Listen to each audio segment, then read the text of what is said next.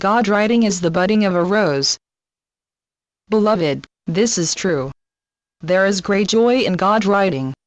Never do you write from desperation. I do not cudgel you into the idea that you must cover your tracks with Godwriting. You are you, Godwriter or not.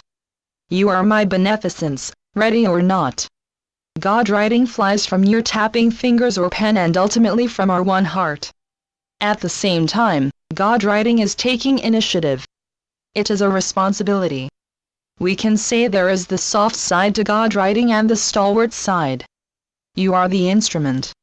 A composer composing great music is writing the greatest music of his life. A composer knows the difference between a masterpiece that bursts beyond his individuality. It is inspired. Who wrote it? Who actually relayed the notes? They came down a chute from heaven.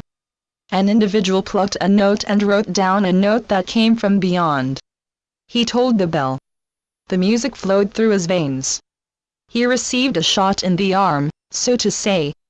At the time, the attributed composer sat down and wrote some beautiful music. He pressed the keys. They are beautiful. They flow through him. They came from him, yet they were prompted from somewhere else. It could be that the notes were his delivery from God. There are no words to describe the good feeling that adheres to you. This is idyllic, and this is the God's honest truth. I do not wish to blow you out of the water, however. You still sit in a chair. You still type or write. Life still makes other requirements of you. You are not always at your leisure to wear a beautiful ball gown. Nevertheless, it's as if a phone rings and you pick up the phone as easy as pie. You are also part of the process.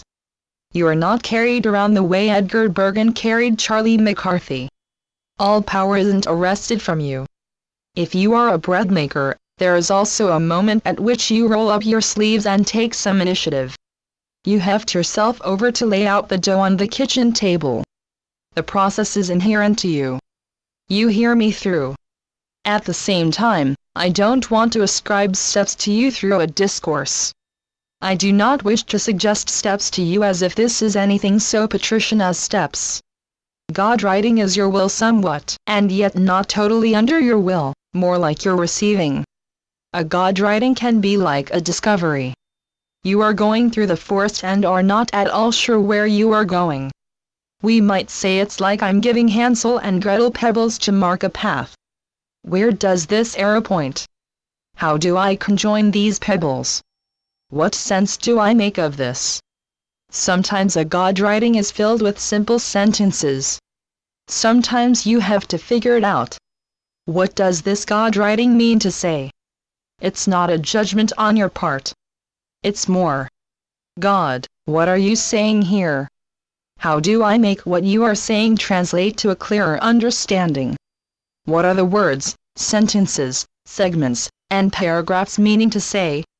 This must be what it is like for a translator who translates a written English heaven letter into Italian or Spanish or French or Greek or German or Dutch or whatever language is your gift to translate into.